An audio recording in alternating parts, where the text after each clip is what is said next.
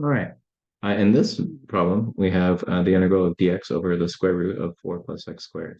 Okay, so in all of these trig subproblems, I usually like to start off with letting my x equal, and I know since this is a 4, I need to have something that when I square it gives me 4, because I need to factor out a common thing. So I know that the first part is going to give me 2, and I just got to figure out what is the trig function here.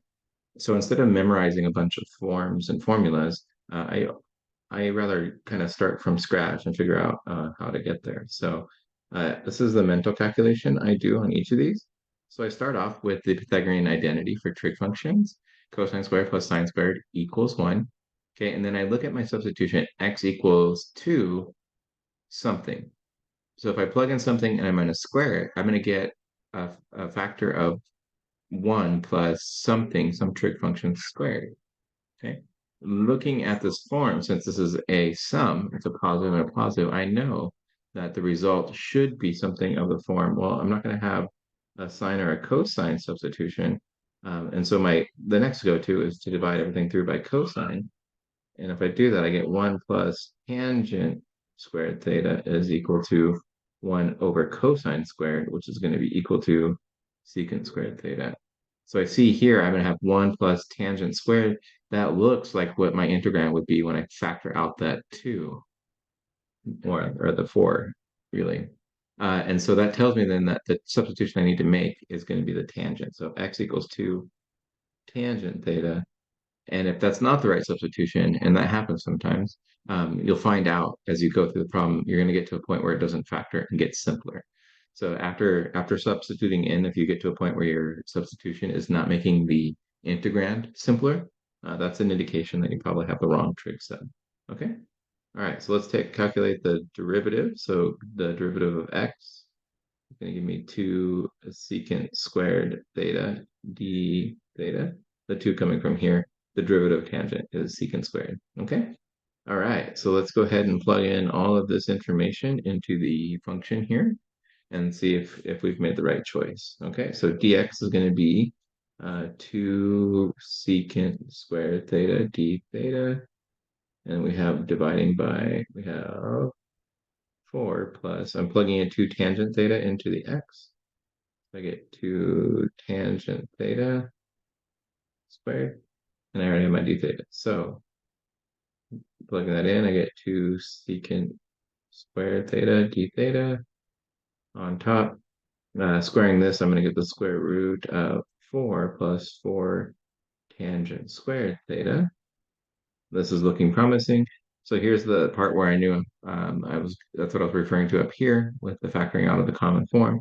So if I factor out the 4, I'm going to factor out the 4, and then I'm going to take the square root of 4. So I'll do it in a couple of steps just so it's clear where everything's coming from. But just kind of foreshadowing ahead, I have 4, factoring that out, 1 plus tangent squared theta. And then if we look, I have 4 times 1 plus tangent squared theta. So that's the 4 that we have in common. That's why we made the substitution with the 2 there. Okay, look, the 1 plus tangent squared theta, well, that is exactly equal to secant squared. So this term right here actually reduces to secant squared theta.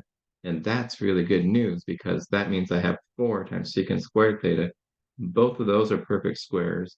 So it means when I can take the square root of them, I'm going to get 2 secant squared theta d theta all over the square root of 4 secant squared theta.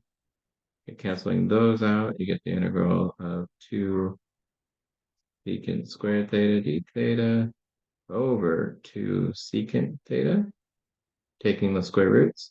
Okay. And then the 2 is reduced to 1, and then I have, that's not a secant squared, sorry, that's a secant. The secant squared canceling with the, reducing with the square root. So that's secant. So I have then a secant factor.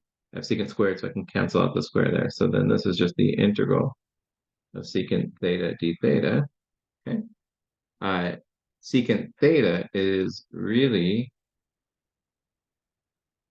1 over cosine theta d theta. Okay. So that might be helpful. Or you could recognize that the integral of secant theta is, if you use a substitution with the log, you can make that pretty simple integration. And so the result here is, with this integration, is the integral of secant, just showing you those relationship. And that's kind of how I get to it, but the integral of that just becomes the natural log absolute value of secant theta plus tangent theta plus some constant. Okay. All right, I hope that was helpful, and I'll see you in the next video. Oh, wait, you might be thinking, wait a minute, our answers are in terms of theta, and our original was in terms of x, so we're not done. So let's go ahead and finish that out, okay? So back to our original problem here, we draw our triangle. Okay, here's theta. And so tangent of theta was equal to x over 2, which means that the hypotenuse is 4 plus x squared, coming from the Pythagorean theorem there, okay? So secant of theta is 1 over cosine of theta. Okay, so secant of theta is 1 over cosine of theta. Cosine of theta is adjacent, so 2 over this. So secant is going to be the square root of 4 plus x squared divided by 2, okay?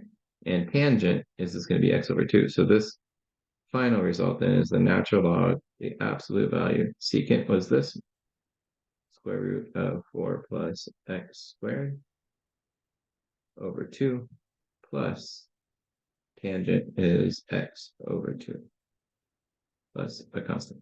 Okay, now we are done. I hope that was helpful, and I'll see you in the next video.